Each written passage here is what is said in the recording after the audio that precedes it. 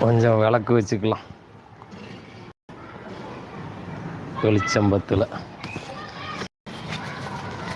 எல்லாத்துக்கும் விளக்கு பிடிக்கிறதே வேலையாக போச்சு.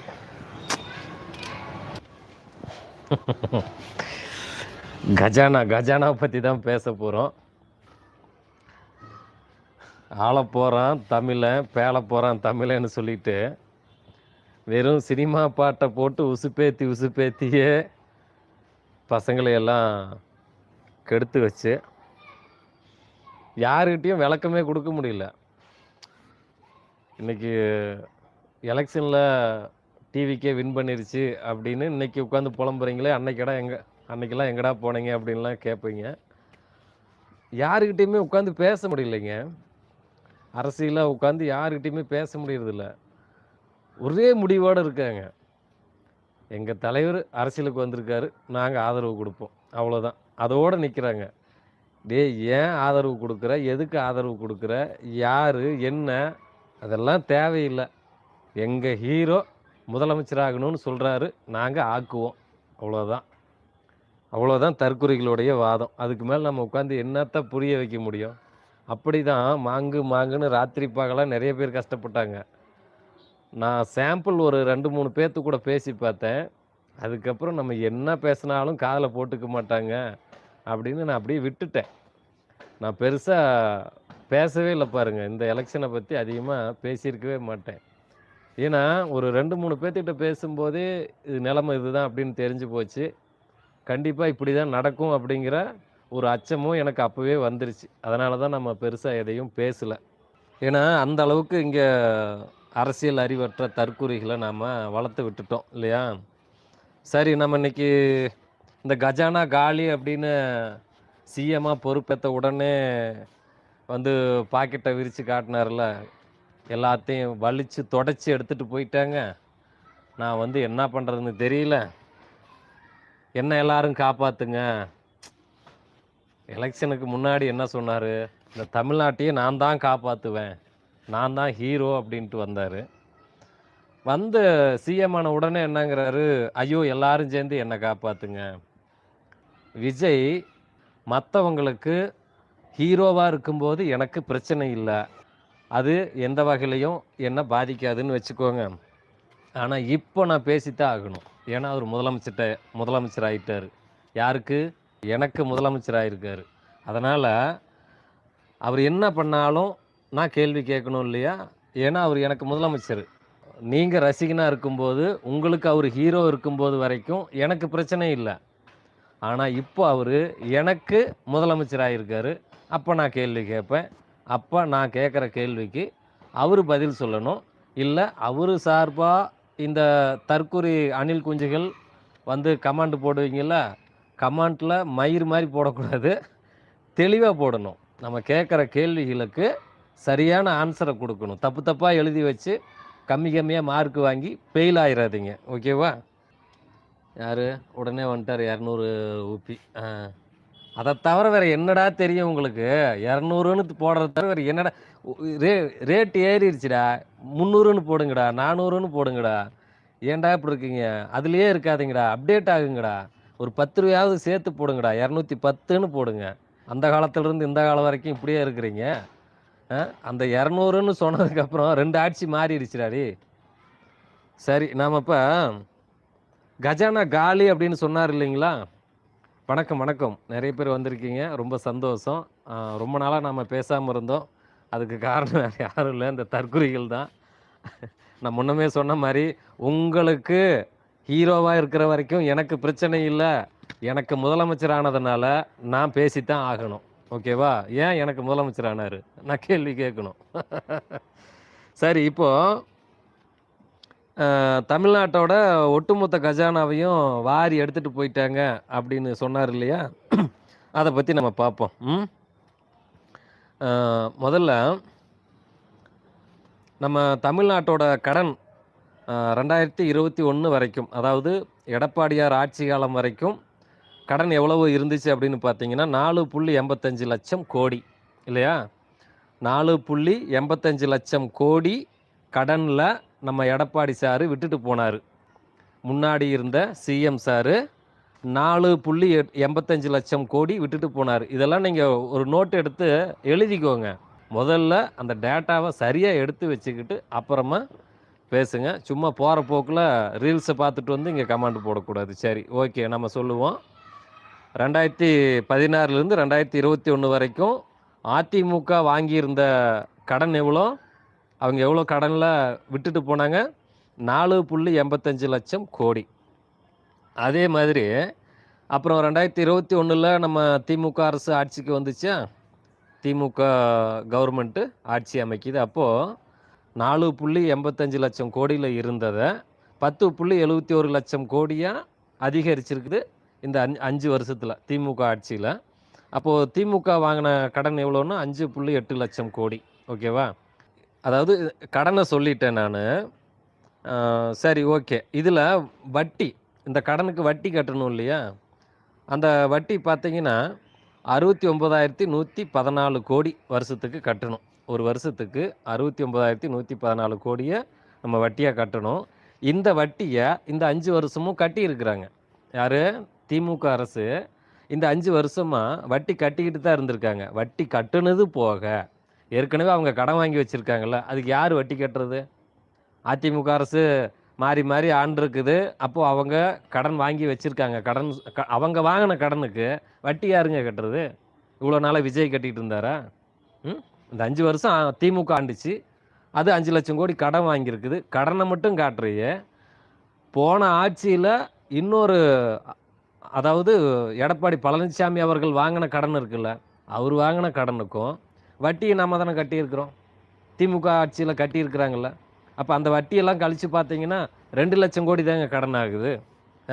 எப்படி 5,8 லட்சம் கோடி கடன் வாங்குறதா சொல்கிறாங்கல்ல, அந்த வட்டியை கழித்து பாருங்கள். அதில் வட்டியை வருஷத்துக்கு 69,114 கோடி கட்ட வேண்டியது இருக்குது. அப்போது யாரோ வாங்கின காசுக்கு நாம் எதுக்குங்க வட்டி கட்டணும்? புரியுதா? இப்போது இவர் வந்து சொல்கிறாருல்ல, விஜய் வந்து என்ன சொல்கிறாரு, திமுக எல்லாத்தையும் வலித்து தொடச்சி எடுத்துகிட்டு போயிடுச்சு அப்படின்னு சொல்லுதில்ல. அதே மாதிரி திமுக ஆட்சிக்கு வரும்போது அதானே சொல்லியிருக்கோம், நான் வரும்போது எனக்கு முன்னாடி இருந்தவங்க வலித்து தொடச்சி எடுத்துகிட்டு போயிட்டாங்க அப்படின்னு. அப்புறம் அதை எப்படி காப்பாற்றிருப்பார்? அப்போது அந்த டைமில் பார்க்கணும். அந்த நேரத்தில் நம்ம அதிமுக ஆட்சியும் குறை சொல்லிட முடியாது. ஏன்னா குறை சொல்லிட முடியுதுன்னா நான் வேறு மாதிரி சொல்லலை, கொரோனாவை சொல்கிறேன். கொரோனாவில் ரொம்ப கஷ்டப்பட்டோம். அதில் இழப்பு ஏற்பட நிறைய வாய்ப்பு இருக்குது. எடப்பாடி ஆட்சி காலத்தில் கொரோனா அப்படிங்கிறதுனால அரசுக்கு நிறைய இழப்பு ஏற்படவும் கடன் சுமை அதிகரிக்கவும் வாய்ப்பு நிறைய உண்டு. அதை நான் மறுக்கலை.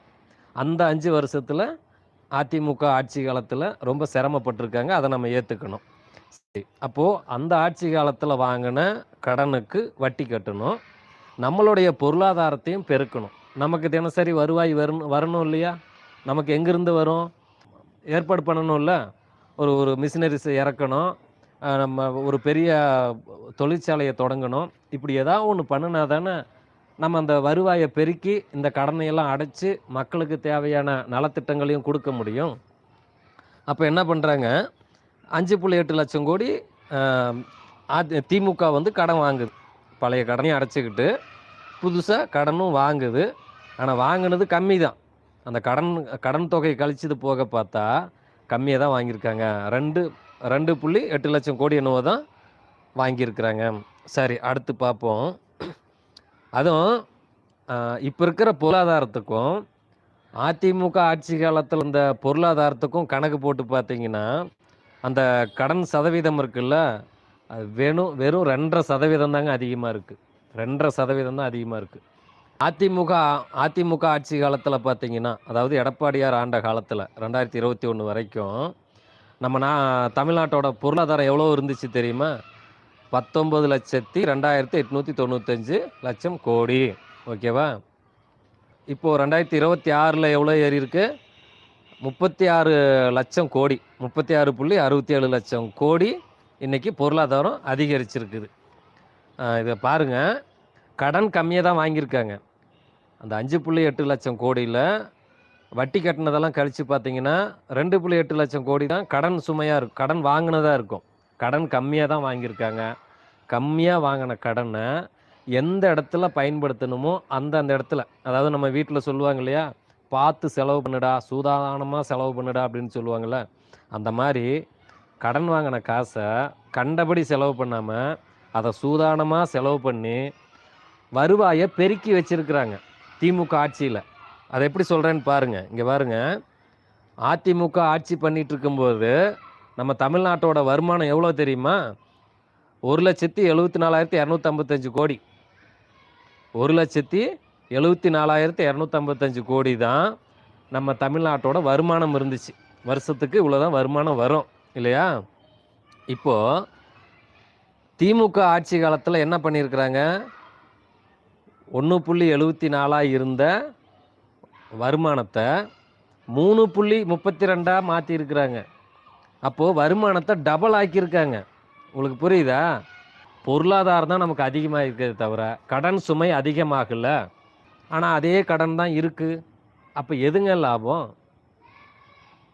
ஆனால் வருமானம் வருதுல்ல, எத்தனை லட்சம் கோடி வருது? 3.5 லட்சம் கோடி வருமானம் வருது. இருந்தது 1.25 லட்சம் கோடி தான் வருமானம் இருந்துச்சு அதிமுக காலத்தில்.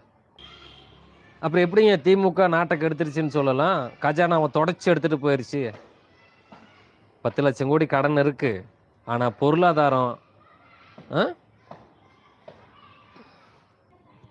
ஏதோ கமெண்ட் எல்லாம் போட்டிருக்கீங்க. என்ன போட்டிருக்கீங்க? டாஸ்மாக்கு, குட்கா, கஞ்சா, ஆல் திஸ். ஆமாம், நல்ல வருமானம் வந்திருக்கு, தமிழ்நாடு செழிப்பாக இருக்குது அப்படின்னா உடனே கஞ்சா வித்த காசில் தான் நாடு செழிப்பாக இருக்குது அப்படின்னு சொல்லுவீங்க. என்னங்கடா உங்கள் அறிவு? டேய், ஏன்டா அப்படி இருக்கீங்க? ஏன்னா கடுப்பேற்றுறீங்க. இதுக்கு தான் இந்த அரசியல் பேசுகிறதே நம்ம கடுப்பாகுது. எவனா தெளிவாக பேசுகிறேன். நான் இது என்ன போட்டிருக்கான் பாருங்க, ஒருத்தர் கமெண்ட் பண்ணியிருக்கான் பாருங்க, எரிச்சல் ஆகுது. தற்குறினா இவ்வளோ உண்டா தற்குறியாக இருப்பீங்க கிரகம்? ஏன்னா தமிழ்நாடு வளர்ச்சி பாதையில் இருக்குது. போன அதிமுக இருந்ததை விட இப்போது இந்த இதில் ஜிடிபி லெவல் வந்து அதிகமாக இருக்குன்னு சென்ட்ரல் கவர்மெண்ட் சொல்லுதுடா, ஒன்றிய அரசு சொல்லுது, பாஜக சொல்லுது. பாஜக சொல்லுமா? அதுவும் திமுக ஆட்சியை வந்து நல்லா இருக்குன்னு சொல்லுமா? அவங்க சொன்னாங்கல்ல. எடுத்து படிங்கடா, படித்து தொலைங்கடா, பேப்பர் எடுத்து பாருங்கள். தினமும் பேப்பர் வருது, பேப்பர் எடுத்து பாருங்கள், நியூஸ் வந்தால் பாருங்கள், எல்லா செய்தியும் பாருங்கள். சும்மா ரீல்ஸையே பார்த்துட்டு இருந்துட்டு அங்கே டான்ஸ் ஆடுறதையே பார்த்துட்டு நேராக வந்து இங்கே ஓட்டு போட்டாங்க. நான் சொல்கிறத போங்க. உங்களை பாருங்கள், கடன் சுமை அன்னைக்கு இருந்தது 26.94%. அன்னைக்கு இருந்த கடன் இன்னைக்கு அதே பர்சன்ட் தான் இருக்குது. எவ்வளோ இருக்குது? 29.24. அப்போ என்ன வித்தியாசம் இதில்? 2% தான் கூடியிருக்கு. கடன் வந்து 2% கூடியிருக்கு. அந்த 2% கூடியிருக்கு அப்படின்னா பொருளாதாரம் எவ்வளோ வளர்ந்துருக்கு? 2 மடங்காக வளர்ந்துருக்கு.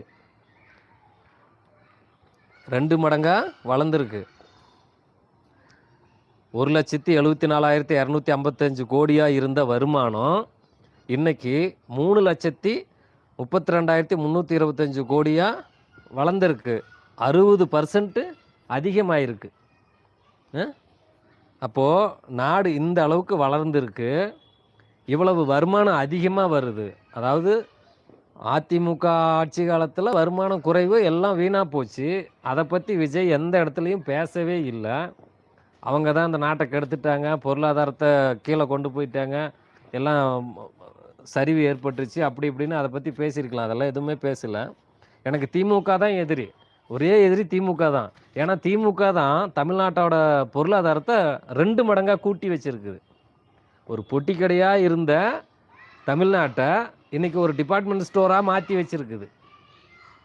அப்போது அன்னைக்கு இருந்த வருமானம் அதிகமாக இன்றைக்கி இருந்த வருமானம் அதிகமாக இருக்குமா? வருமானம் இருக்குது. அவங்க தான் சொல்கிறாங்கல்ல, இப்போ வெள்ளை அறிக்கை கொடுப்பாருல்ல, அந்த வெள்ளை அறிக்கையில் மட்டும் கலர் கலராக ஏதாவது கதையை விட்டுட்டு இருந்தீங்க. வெள்ளை அறிக்கைங்கிறது வெள்ளையாக இருக்கணும், தெளிவாக இருக்கணும். பார்ப்போம், வெள்ளை அறிக்கை வருமில்ல, என்ன கொடுக்குறாருன்னு பார்த்துருவோம். அதில் தெளிவாக இருக்குது. அதில் என்ன இருக்குதோ அதை மட்டும்தான் எடுத்து ஸ்ப்ரெட் பண்ணணும். ஓகேவா?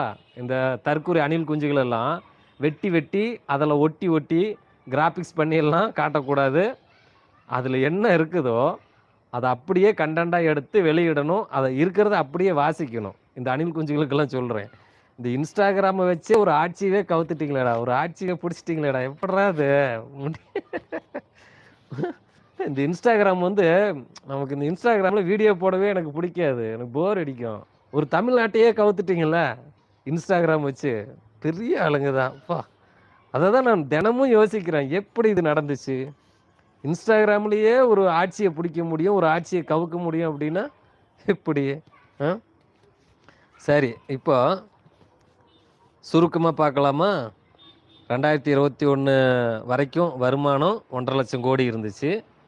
இப்போது 2026 வரைக்கும் திமுக ஆட்சி காலத்தில் திமுக பாடுபட்டு இந்த நாட்டை வளர்ச்சி பாதைக்கு கொண்டு போய் என்னவா மாற்றிருக்காங்க? 1.5 லட்சம் கோடியாக இருந்ததை 3.5 லட்சம் கோடி வருமானமாக மாற்றிருக்கிறாங்க. புரிஞ்சுதா? அப்போது 2 லட்சம் கோடி நமக்கு எச்சா வருமானம் வருது. அதிமுக ஆட்சி காலத்தில் வந்த வருமானத்தை விட அப்போ எவ்வளோ வந்துச்சு? 1.5 லட்சம் கோடி. திமுக ஆட்சி காலத்தில் எவ்வளோ வருமானம் வருது? 3.5 லட்சம் கோடி. அப்போது 2 லட்சம் கோடி அதிகமாக வருமானம் வர மாதிரி மாற்றிருக்காரு. அதாவது முன்னே இருந்த ஆட்சிக்கும் இந்த இப்போ இருக்கிற ஆட்சிக்கும் ஒப்பீடு செய்யும்போது இந்த கடனே கிடையாது அப்படின்னு சொல்லலாம். அந்த அளவுக்கு வளர்ச்சி இருக்குது, பொருளாதாரத்தை உயர்த்தி வச்சிருக்கிறாங்க. நல்லா பாருங்கள், என்ன பொருளாதாரம் அப்போ எவ்வளோ இருந்துச்சு? 1.74 லட்சம் கோடியாக இருந்துச்சா? இன்றைக்கி 3.32 லட்சம் கோடியாக இருக்கா? எந்த அளவுக்கு வளர்ந்துருக்கு? இந்த வளர்ச்சி எப்படி கிடைச்சிதுன்னு நான் கேட்குறேன். இந்த நம்பருக்கு என்ன பதில் சொல்லுங்கள்? 1.74 இருந்தது, 3.32 மாறி இருக்குது. இந்த வளர்ச்சியை எப்படி கொண்டு வர முடியும்? இப்போ வாங்கின கடனை வெட்டி செலவு பண்ணியிருந்தா அது எப்படி 3.32 லட்சம் கோடியாக வரும்? அந்த வருமானம் வரும். அப்போ இன்றைக்கி நல்ல வருமானம் வருதுன்னு தெரிஞ்சுக்கிட்டு தான் இந்த விஜய் அவர்கள் வந்து ஆட்சிக்கு வந்திருக்காரு, எலெக்ஷனுக்கே வந்தார். போன தடவை அவர் ஏன் வரல?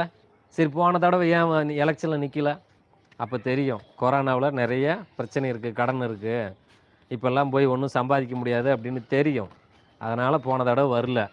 இந்த தடவை தமிழ்நாடு நல்லா வளர்ந்துருக்கு, வருமானம் நிறைய வருது அப்படிங்குவோம், உள்ளே பூந்து நல்லா கபடி விளையாடலாம் அப்படின்னு நிறைய பேர் அமைச்சர்களாக உள்ளே வந்துட்டாங்க. நேற்று வரைக்கும் ஒயின் ஷாப் வாசல்லையே படுத்து கிடந்தவனெல்லாம் இன்றைக்கி அமைச்சராகிருக்கான் அப்படின்னா என்ன அர்த்தம்? இது நல்ல வருமானம் வர இடம் நிறைய வருது, அள்ளுவோம். ஏன்னா நல்லா வளர்த்தி கொண்டு வந்துட்டாங்க. 5 வருஷமாக வளர்த்த கெடாய இன்றைக்கி வந்து வெட்டி சாப்பிட போகிறாங்க. அதை வெட்டி சாப்பிடத்தான் வந்திருக்கிறாங்க நிறைய அமைச்சர்கள் எல்லாம். ஆதவர்ஜுனாவெல்லாம் அமைச்சராகிருக்காருல்ல, அவங்க மச்சான் சொல்கிறாருல்ல, என் மச்சானை பத்திரமா பார்த்துக்காங்க. யார்? விஜய் சார் வந்து பத்திரமா பார்த்துக்கணும், அவரைய பக்கத்தில் உட்கார வைக்காதீங்க, போகும்போது வீட்டை பூட்டிட்டு போக சொல்லுங்க, எல்லாத்தையும் திருடிட்டு போயிடுவார். அவர் மச்சான் சொல்கிறாரு, ஆதவர்ஜுனாவுடைய சொந்த மச்சான் சொல்கிறாரு, என் மாப்பிள்ளை ரொம்ப பெரிய திருடன் அப்படின்னு அவர் சொல்கிறாரு. என்ன கதையோ போங்க. கொரோனா டைமில் கூட அவ்வளோ இழப்பில் இருந்த தமிழ்நாட்டை, அதாவது அந்த இழப்பு வரும்போதெல்லாம் எடப்பாடி அவர்கள் வந்து சமாளிக்க முடியாமல் ரொம்ப அவரும் சிரமப்படுறாரு. அந்த சிரமத்திலேயே விட்டுட்டு போயிடுறாரு. அந்த சிரமத்தை வந்து அவர் சரி பண்ணலை. எடப்பாடி ஆட்சி காலத்தில் வந்து இந்த கஷ்டத்தை, தமிழ்நாட்டோட கடனையோ தமிழ்நாட்டோட பிரச்சனையோ தீர்க்காமல் அவர் அப்படியே 2021 அப்படியே பாதியில் விட்டுட்டு போயிடுறாரு. அப்படியே துடிச்சிட்டு இருக்கிறவனை காப்பாற்றாமல் அப்படியே போட்டு போயிடுறாரு. அதுக்கப்புறமா திமுக வருது.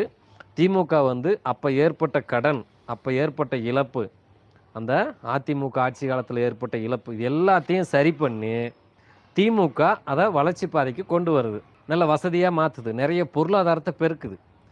அன்னைக்கு ஒன்றுமே இல்லாமல் இருந்த ஒரு மளிகை கடையில் இன்றைக்கி நிறைய ஜாமான் வாங்கி போட்டால் என்ன அர்த்தம்? அதை விற்று எப்படினாலும் காசாக்கிடலாம், பொருளாதாரம் நிறைய கூடி போச்சு இல்லையா? அந்த மாதிரி தமிழ்நாட்டில் நிறைய பொருளாதாரத்தை பெருக்கி வச்சுருக்காங்க. அப்போது எப்படி எந்த வகையில் வந்துட்டு எல்லாத்தையும் வலித்து தொடச்சி நக்கிட்டு போயிட்டாங்கன்னு சொல்லலாம்? அவர் வந்து பொறுப்பேற்ற உடனே வார்த்தையை அப்படி சொல்லலாமா? சரி, அப்படியெல்லாம் தொடச்சி எடுத்துகிட்டு போயிட்டாங்க. நீங்கள் படம் நடித்து கோடி கோடியாக சம்பாதிப்பீங்கள்ல, அதையெல்லாம் ஏன் விட்டுட்டு வந்தீங்க? அதை சம்பாதிச்சு இந்த கடனையெல்லாம் அடைச்சிருக்கலாம்ல. உங்களுக்கு தான் வருமானம் வந்துட்டு இருந்துச்சுல்ல, வருமானம் வரதை விட்டுட்டு இங்கே எதுக்கு வந்தீங்க? இவரே தான் நிறைய மேடைகளில் சொல்லியிருக்காரு, அரசுக்கு வருமானமெல்லாம் நிறைய வருது, அதெல்லாம் இல்லை, நல்லா வருமானம் வருது, ஆனால் அது செலவு பண்ணுறதான் பார்த்து செலவு பண்ணணும் அப்படின்னு அவரே தான் சொல்லியிருக்காரு. அது மட்டும் இல்லாமல் இங்கே கடன் இருக்குது அப்படின்னு போன பிப்ரவரி மாதமே அரசு அறிவிச்சிருச்சு. இவ்வளோ கடன் இருக்குது, இவ்வளோ செலவு இருக்குது அப்படின்னு போன பிப்ரவரி மாதமே எல்லாத்தையும் அறிவிச்சிட்டாங்க. அப்படி அறிவிப்பு வந்ததுக்கப்புறமும் அதை பார்த்துட்டு தான் வந்து இவர் சொல்கிறாரு. என்ன சொல்கிறாரு? 6 சிலிண்டர் கொடுப்பேன். இதெல்லாம் அவர் சொல்கிறாரு. எல்லா பஸ்ஸுலேயும், அரசு பஸ்ஸில் எல்லா இடத்துக்கும் கட்டணமில்லா வசதியை நான் பண்ணித்தரேன் அப்படின்னு சொன்னார். இன்னும் நிறைய திட்டங்களை அறிவித்தார். அப்போது தமிழ்நாட்டோட கடன் சுமை எவ்வளோ இருக்குது, வருமானம் எவ்வளோ இருக்குது, செலவு எவ்வளோ இருக்குது, எல்லாம் தெரிஞ்சுக்கிட்டு தான் முதலமைச்சருக்கு வந்திருக்காரு. அது கூட தெரியாமல் எப்படி முதலமைச்சர் எலெக்ஷனில் நிற்பார் அவர்? முதலமைச்சராகவேன்னு வருவாரா? இது கூட தெரியாமல் தான் வருவாரா? தெரிஞ்சுக்கிட்டு தான் வந்தார், தெரிஞ்சுக்கிட்டு தான் எல்லாத்தையும் அறிவித்தார். ஆனால் இன்றைக்கி நம்ம தான் முதலமைச்சர் ஆகிட்டுமே, எவனையும் எதையும் பிடுங்க முடியாது, நமக்கு அதிகாரம் இருக்குல்ல, யாரும் எதுவும் பண்ண முடியாது அப்படிங்கிற தைரியத்தில் மக்கள்கிட்ட வாய்க்கு வந்தது என்ன வேணாலும் பேசலான்னு பேசுகிறாரு. இதெல்லாம் நமக்கு கேட்குற மாதிரியே இல்லை, ரொம்ப கடுப்பாகுது. இந்த விசிலடிச்சான் குஞ்சுகள்லாம் விசிலடிச்சிங்க, ஓட்டு போட்டுங்க. ஒரு 3 மணி நேரம் சினிமா மாதிரி இந்த அரசியல் முடிஞ்சிடும் அப்படின்னு நீங்கள் நினச்சிருந்துருக்கீங்க. இல்லை, 5 வருஷம் விசிலடிச்சான் குஞ்சுகளெல்லாம் இன்றைக்கி ஸ்கூலில் விசிலடிச்சிட்டு இருந்தவன் நாளைக்கு கல்யாணம் பண்ணி புள்ள பெற்றுருவான். அது வரைக்கும் இந்த ஆட்சி இருக்கும். வெறும் 3 மணி நேரம் சினிமா அப்படிங்கிற நினப்பில் எல்லோரும் ஓட்டு போட்டிங்க, நல்லது. ஆனால் பரவாயில்ல, ஓட்டு போட்டு தேர்ந்தெடுத்தது எல்லாம் பரவாயில்ல. அது இவங்க தான் ஆட்சிக்கு வரணும் அப்படின்னு நானும் சொல்ல முடியாது. எல்லாரும் சேர்ந்து தேர்ந்தெடுக்கிற ஒரு ஜனநாயக நாட்டில் தானே வாழ்ந்துட்டுருக்குறோம். அப்புறம் எப்படி எனக்கு பிடிச்ச தலைவரை நீ தேர்ந்தெடுன்னு நான் வற்புறுத்த முடியாது. உங்கள் விருப்பம். பெரும்பான்மையாக நிறைய பேர் ஓட்டு போட்டிருக்கீங்க, தேர்ந்தெடுத்துட்டீங்க. ஆனால் நான் கேட்குறது என்னென்னா, இந்த முரட்டு முட்டு கொடுக்குறதெல்லாம் கொடுக்காதீங்க, புரியுதா? நீங்கள் பாதிக்கும்போது நானும் பாதிக்கப்படுறேன், நான் பாதிக்கப்படும்போது நீங்களும் பாதிக்கப்படுறீங்க. நீங்கள் இவ்வளோ நாள் ஆதரிச்சிங்க இல்லையா? இத்தனை நாளாக விஜய் ஆதரிச்சிங்க, நல்லது, சந்தோஷம், வரவேற்கிறேன். ஒரு மாற்றம் வேணும் அப்படின்னு சொன்னீங்களா? புதுசாக யாரோ ஒருத்தர், அரசியல்னா ஸ்பெல்லிங்கே தெரிஞ்ச ஒருத்தர் வந்து முதலமைச்சரானால் எப்படி இருக்கும், அதை நம்ம பண்ணி பார்க்கலாமே அப்படின்னு ஒரு எக்ஸ்பெரிமெண்ட்டு செஞ்சு பார்த்துருக்குறீங்க. அதையெல்லாம் நான் வரவேற்கிறேன். நல்ல எக்ஸ்பெரிமெண்ட்டு தான். அது சக்ஸஸ் ஆகுமா ஃபெயிலியர் ஆகுமா அப்படிங்கிறது இன்னும் ஒரு 6 மாதத்தில் தெரியும். ஆனால் இந்த இடத்துல எல்லாத்துக்கும் முரட்டு முட்டு கொடுக்காதீங்க. அடே, நான் பாதிக்கப்படுறேன்னா நீயும் தான் பாதிக்கப்படுற. அப்போது எல்லா விஷயத்துலேயும் முரட்டு முட்டு கொடுக்காம சரியான விமர்சனத்தை எடுத்து வைங்க. விமர்சனம் பண்ணுறவங்கள உங்களுக்கு பதில் கொடுக்க முடியும்னா கொடுங்க. உங்களால் முடிஞ்சால் அந்த விமர்சனத்துக்கு பதில் கொடுக்க முடிஞ்சால் கொடுங்க. கொடுக்க முடியலையா சூத்த மூடிட்டு அமைதியாக இருங்க. நீங்கள் பண்ணின தப்புக்கு நாங்களும் சேர்ந்து பாதிக்கப்படுறோம், அதை புரிஞ்சுக்கணும், புரியுதா? அந்த எரிச்சல் எப்படி இருக்குது தெரியுமா? உங்களுடைய முட்டாள்தனத்துக்கு நாங்களும் சேர்ந்து சாகணுமா? பார்த்து நிறுத்தி நிதானமாக, கொஞ்சம் சூதானமாக இந்த அரசை எப்படி கேள்வி கேட்கணுமோ அப்படி கேள்வி கேட்டு, அது இல்லாமல் இந்த ஆட்சி நடத்தவே முடியாது அப்படின்னு சொல்லலை, இந்த ஆட்சி வேண்டாம் அப்படின்னு சொல்லலை, ஆட்சி வேண்டான்னு சொல்லலை. எல்லாமே கற்றுக்கிறது தானே, பரவாயில்ல, கற்றுக்கிட்டுமே. அவங்க கற்றுக்கிற வரைக்கும் நீங்கள்லாம் சூத்த மூடிட்டு இருங்கன்னு சொல்கிறேன், ஓகேவா? இந்த அணில் குஞ்சுகள் இருக்கீங்கள, உங்கள் தலைவர்கள், உங்கள் அமைச்சர்கள், உங்கள் எம்எல்ஏக்கள் இவங்கெல்லாம் அரசியல் கற்றுக்கிற வரைக்கும் நாங்கள் கற்றுக் கொடுக்குறோம்டா. நீங்கள் ஏன்டா பறக்கிறீங்க, நீங்கள் ஏன்டா அவதிப்படுறீங்க? நாங்கள் கற்றுத்தரோம். அதுக்கெல்லாம் ஆட்கள் இருக்கிறாங்க, ஓகேவா? அரசியல் கற்றுக் கொடுக்கறதுக்கு ஆட்கள்லாம் நிறைய இருக்கிறாங்க. கற்றுக்கிட்டு அரசியல் பண்ணிட்டோன்னு தான் சொல்கிறோம். நாங்கள் வேண்டான்னு சொல்லலை, இந்த ஆட்சியை வேண்டாம் அப்படின்லாம் சொல்லலை. கற்றுக்குங்க, கற்றுக்கிட்டு அரசியல் பண்ணுங்க. தலைவர் அதானே சொல்கிறாரு. மு.க. ஸ்டாலின் ஐயா அவர்கள் என்ன சொன்னார்? ஒரு அறிக்கையை வெளியிட்டார். அந்த அறிக்கையில் என்ன சொன்னார்? கற்றுக்குவீங்க, நல்லா கற்றுக்குவீங்க, கற்றுக்கிட்டு நல்லா ஆட்சி பண்ணுங்கள், நாங்கள் பட்ட கஷ்டமெல்லாம் உங்களுக்கும் புரியும், நீங்கள் பார்த்து சூதானமாக இந்த ஆட்சியை மக்களுக்கானதாக நல்ல ஆட்சியாக கொடுக்கணுன்னு வேண்டிக்கிறேன் அப்படின்லாம் ஒரு உருக்கமாக எழுதியிருக்காரு. தலைவர் என்ன சொல்கிறாரு? நீங்களும் கற்றுக்குங்க, கற்றுக்கிட்டு மக்களுக்கு நல்லது பண்ணுங்க. எனக்கு உங்கள் மேலே நம்பிக்கை இருக்குது, கண்டிப்பாக மக்களுக்கு நல்லது நடந்தால் போதும். யார் செஞ்சால் என்ன? போகிற இடத்துல எல்லாம் நாமளே ஹீரோவாக இருக்க முடியுமா? ஒரு பஸ்ஸுக்கு போகிறோம், நம்மளே டிரைவராக இருக்க முடியுமா? ஹெலிகாப்டரில் போகிறேன்னா நான் தான் பைலட்டாக இருப்பேன்னு சொல்ல முடியுமா? அப்படியே எல்லா இடத்துலையும் நான் தான் முதலமைச்சராக இருக்கணும் அப்படின்னு சொல்கிறதும் தப்பு தான். அதனால் யார் வேணாலும் முதலமைச்சராக இருக்கலாம், பிரச்சனை இல்லை. ஆனால் ஆட்சி நல்லதாக இருக்கணும். அந்த ஆட்சியை விமர்சனம் பண்ணுறவங்களும் சரியான முறையில் விமர்சனம் பண்ணணும். அந்த விமர்சனத்துக்கு பதில் கொடுக்குறவங்களும் சரியான முறையில் விமர்சனம் அந்த பதிலை கொடுக்கணும். ஒன்றும் பதில் தெரியலன்னா கேட்டு தெரிஞ்சுக்கலாம். நான் என்ன சொல்கிறேன்னா, உங்கள் தலைவர் அரசியல் கற்றுக்குவார். அவருக்கு தெரியாதுன்னு சொல்லலை. நடிகர் விஜய் அவர்கள் சிஎம் ஆயிருக்காரு, நல்லது. அவரும் அரசியல் கற்றுக்குவார். இன்றைக்கி தான் வந்திருக்காரு, கற்றுக்குவார். எல்லோரும் கற்றுக்கிறது தானே. எல்லோரும் கற்றுக்கிறது தானே. கற்றுக்காமல் எது சாத்தியமாகும் இல்லையா? அதனால் அவரும் கற்றுக்குவார். அவர் கூட சேர்ந்து அணில் குஞ்சுகளும் கற்றுக்கங்கடான்னு தான் சொல்கிறேன். ஓகேவா? அவர் கூட சேர்ந்து நீங்களும் கற்றுக்குவோங்க. அவர் எங்கெல்லாம் தப்பு பண்ணுறாரு, என்னென்ன பண்ணுறாரு, எது தெரிஞ்சு பண்ணுறாரு, எது தெரியாமல் பண்ணுறாரு. ஓகேவா? அவர் ரொம்ப மோசம் அப்படின்லாம் சொல்லலை. அவர் கற்றுக்கலன்னு தான் சொல்ல வரேன். எனக்கும் அவருக்கும் வேறு என்ன பகை இருக்குது? எனக்கும் விஜய் சாருக்கும் என்ன பகை இருக்குது? அவருக்கு அரசியல்னு என்னென்னு தெரியாது. எனக்கு நம்பிக்கை இல்லை. முன்ன பின்ன அவர் அரசியலுக்குள்ளே வந்ததே இல்லையே. எந்த ஒரு பிரச்சனையிலையும் அவர் தலையிட்டதே இல்லையே. அப்புறம் எப்படி அவருடைய பேச்சு எப்படி இருக்கும்? அவருடைய ஆற்றல் எப்படி இருக்கும்? அவர் எது வரைக்கும் குரல் கொடுப்பாரு? அவருடைய குரல் எப்படி இருக்கும்?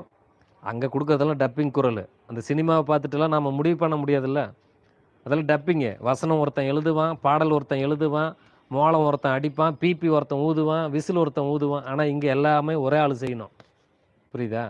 அப்போது சினிமாவை பார்த்து அதை நம்பி அப்படியே நானும் முதலமைச்சராக ஏற்றுக்கிறதுக்கு நான் ஒன்றும் தற்கூறி கிடையாது. இன்ன வரைக்கும் எல்லா சினிமாவிலையும் இவர் தான் பாடுறாரு அப்படின்னு நம்ம நினச்சிட்டு இருக்கிறவங்க தான் இன்றைக்கி ஓட்டு போட்டுருக்குறாங்க. சினிமாவில் பாட்டு பாடுவாங்கள்ல, எல்லா குரலும் இவருடைய பாடல் தான், இவருடைய குரலில் தான் அந்த பாடல் ஒலிக்குது அப்படின்ற நம்பிட்டு இருக்கிற அந்த தற்கூறிகள் தான் இன்றைக்கி ஓட்டு போட்டு ஜெயிக்க வச்சுருக்காங்க. திமுக எந்த இடத்துலையும் தமிழ்நாட்டை கடன்லையெல்லாம் விட்டுட்டு போகலை, வளர்ச்சியில் தான். அதாவது பொருளாதாரத்தை நல்லா வளர்த்தி வச்சுட்டு போயிடுச்சு. ஓகேவா? நிறைய வருமானம் வருது அப்படின்னு தெரிஞ்சுக்கிட்டு தான் இவர் ஆட்சியை பிடிச்சிருக்காரு. இல்லைன்னா எதுக்கு இத்தனை 1000 கோடியை செலவு பண்ணி அவர் எலெக்ஷனுக்கு எப்படி டைரெக்டாக வந்துட்டாரா? அப்படியே செலவு பண்ணாமல் வந்துட்டாரா? எலெக்ஷனுக்கு எத்தனை கோடி செலவு பண்ணியிருக்காங்கன்னு தெரியுமா? அந்த கணக்கெல்லாம் சொன்னால் உங்களுக்கு தூக்கம் வராது. இத்தனை கோடி செலவு பண்ணிவிட்டு எலெக்ஷனுக்கு இத்தனை கோடி செலவு பண்ணிவிட்டு எதுக்கு ஆட்சியை பிடிக்கணும்னு ஆசைப்படுறாங்க? இவ்வளோ செலவு பண்ணால் தான் இவ்வளோ வருமானத்தை இதில் எடுக்க முடியும்னு. அதே திமுக அரசில் நிறைய எடுத்திருப்பாங்களே அப்படின்னு கேட்டிங்கன்னா, அவங்க அப்படி எடுத்திருந்தா பொருளாதாரம் இந்த அளவுக்கு வளர்ந்துருக்காது, இந்த அளவுக்கு வருமானம் கூடியிருக்காது. தமிழ்நாட்டோட வருமானம் 2 மடங்காக கூடியிருக்குல்ல. போன அதிமுக வருமானத்தை விட திமுக ஆட்சி காலத்தில் வந்த வருமானம் டபுளாக இருக்குது. இப்போ அதை வச்சு தான் நிறைய நலத்திட்டங்களை கொடுக்க முடியும். இன்னொரு 5 வருஷம் நிஜமாக விட்டுருந்தோம்னா வைங்களேன், எனக்கு ஆசை இருந்துச்சு, அதை சொல்கிறேன். இன்னொரு 5 வருஷம் திமுகவை அப்படியே விட்டுருந்தோம்னு வைங்களேன், இதை அப்படியே இன்னும் டபுள் மடங்காக மாற்றிருப்பாங்க. எப்படி 3.5 லட்சம் கோடியாக இருக்கிறத அடுத்து 7 லட்சம் கோடி வருமானம் அப்படிங்கும்போது தமிழ்நாடு எந்த அளவுக்கு இருக்கும்? இன்னும் பல மடங்கு உயர்ந்திருக்கும். நமக்கும் நிறைய வேலை வாய்ப்புகள் கிடைச்சிருக்கும். நிறைய நிறுவனங்களை இங்கே தமிழ்நாட்டுக்கு கொண்டு வந்திருப்பாங்க. ஒரு தற்கொலை தான் சொன்னானே, இவங்கெல்லாம் பார்த்துட்டு என்னடா நம்மளாம் அரசியல் பேசுறதுன்னு ஒரு எரிச்சல் ஆகிப்போம். அந்த தொழிற்சாலைகளை தமிழ்நாட்டுக்கு கொண்டு வரணும்னு சொல்லிட்டு ஒசூரில் கொண்டு போய் வச்சுட்டாரு. அவனுக்கு ஒசூரே வெளிநாடு மாதிரி தெரியுது. ஒசூரே வெளிநாடு மாதிரி தெரியுது. இவனுங்கெல்லாம் ஓட்டு போட்டால் எப்படி இருக்கும்? ஒசூரே என்ன பேசுறது? உடனே கமாண்ட் போட வந்துடுவானுவ. உடனே பதிலுக்கு வீடியோ ஒருத்தன் போட்டுக்கிட்டு இருப்பான். இப்போ நான் பேசிகிட்டு இருக்கேன்ல, எவனோ ஒருத்தன் ஒன்று எழுதிட்டு இருப்பான், இல்லைன்னா வீடியோ எடுத்துக்கிட்டு இருப்பான். ஏண்டா, தொழிற்சாலையை ஒசூரில் வச்சது தப்பு, அது நம்ம நாடு கிடையாது அப்படின்னு சொன்னவனெல்லாம் இங்கே விஜய் ஆதரிச்சிருக்கிறான். என்ன சொல்கிறது? அப்புறம் இன்னும் 2-3 வீடியோ வைரல் ஆகிட்டு இருக்குது. 2-3 பிள்ளைங்க பேட்டி கொடுக்குறாங்களே, என்ன சொல்கிறாங்க? ஒரு நாளைக்கு நாம் கட்ட வேண்டிய கடன் தொகை எவ்வளோ தெரியுமா? ஒரு நாள் கடன் 189 கோடி கிட்டத்தட்ட நம்ம கட்டணும் ஒரு நாளைக்கு. ஒரு புள்ள சொல்லுது, அவர் மக்கள் பணத்தை எடுத்து தரேன்னு சொல்லலை, அவருடைய சொந்த பணத்தை எடுத்து தராராம். அவர் பாக்கெட்ல வச்சிருக்காராம் அத்தனை 1000 கோடி. 1000 கோடிலாம் பத்தாது. பல லட்சம் கோடி இருந்தா தான் அத குடுக்க முடியும். அந்த புள்ளைய பார்த்தா படிச்ச புள்ள மாரியே தெரியுதுங்க எனக்கு. ஆனா வளர்ந்த புள்ள தான். கிட்டத்தட்ட 20 வயசுக்கு மேல இருக்கும். நல்லா வளர்ந்த புள்ள. மூஞ்ச பார்த்தா படிச்ச புள்ள மாரியே தெரியுது கிரகம். அது சொல்லுது. அவருடைய சொந்த காசுல மக்களுக்கு குடுக்க போறாராம. கவர்மெண்ட் காச தொடவே மாட்டாராம. என்னய்யா அரசியல் இதெல்லாம்? அ? ஆனா ஓட்டு போட்டவங்கள முக்காவாசி பேர் இந்த மனநிலை இருந்தவங்க தான். அந்த மாரி 4 பேத்த பார்த்து நம்ம சிரிக்கிறோம், கேலி பண்றோம், கிண்டல் அடிக்கிறோம். ஆனா அப்படி இருக்கிறவங்க தான் இந்த வேலைய பார்த்துட்டு இருக்காங்க. ஓட்டு போட்டுருக்காங்க. பெரும்பான்மையா அப்படித்தானே இருக்காங்க. இங்க தற்குறிகள் தானங்க அதிகமா இருப்பாங்க. இப்ப ஒரு ஒரு ஒரு ஸ்கூல்ல 100 பேர் படிக்கிறாங்கன்னு வைங்க. 100 பேருமே விஞ்ஞானிகளாவோ, பெரிய அறிவாளிகளாவோ, இல்ல ஒரு கலெக்டராவோ இப்படியெல்லாம் ஆயிருவாங்களா? 100ல ஏதோ 4 பேர் தானங்க நல்ல பொறுப்புக்கு போவாங்க. எல்லாரும் ஐஏஎஸ், ஐபிஎஸ்ன்னு ஆயிருவாங்களா? ஒரு ஸ்கூலுக்கு ஒருத்தன் தானே ஆவான். அப்ப என்ன அர்த்தம்? 500 புள்ளைங்க படிக்கிற இடத்துல 5 புள்ளைங்க தான் வின் பண்ணியிருக்குன்னு வச்சுக்கோங்க. அப்போ 495 புள்ளைங்க தோத்து போயிருக்கு. அந்த 495 புள்ளைங்க அவங்க தேர்வு அவங்க தேர்ந்தெடுத்தது சரியா? இந்த 5 புள்ளைங்க தேர்ந்தெடுத்தது சரியா? அப்படித்தான் இந்த அரசியலும் நடந்து முடிஞ்சிருக்கு. இந்த 5 புள்ளைங்க எழுதுனாங்க இல்லையா? அது மெஜாரிட்டி இல்லையே. கம்மியா இருக்காங்கல்ல. 5 புள்ளைங்க விவரம். நல்ல விவரமான புள்ளைங்க 5 பேரு. ஆனா ஓட்டு 5 ஓட்டு தானே இருக்கு. அதில் என்ன புரிஞ்சுக்கலாம் அப்படின்னா இதுதாங்க. ஒரு ஸ்கூலில் 5000 பிள்ளைங்க படிக்கிறாங்கன்னா 5 பிள்ளைங்கள தான் காட்டுவாங்க. இவங்க தான் நல்ல பிள்ளைங்க அப்படின்னு. அந்த நல்ல பிள்ளைங்க 5 பேர் ஓட்டு போட்டால் ஜெயிக்க முடியுமா? மிச்சம் இருக்கிற 4995 பிள்ளைங்க ஓட்டு போட்டால் தானே ஜெயிக்க முடியும். அப்படித்தான் அறகுறையாக படிக்க தெரியாத பிள்ளைகள்லாம் ஓட்டு போட்டு இன்றைக்கி தமிழ்நாட்டுக்கு ஒரு நல்ல தலைவர் தேர்ந்தெடுத்து கொடுத்துட்டீங்க, நல்லது. ஆனால் இந்த அரசியலையும் முரட்டு முட்டா கொடுக்காம சரியான ரூட்டில் கொண்டு போகணும் அப்படிங்கிறத என்னுடைய வேண்டுகோள். சரி, நம்ம இந்த லைவை முடிச்சுக்கலாம். இன்னும் தொடர்ச்சியாக பேசலாம்.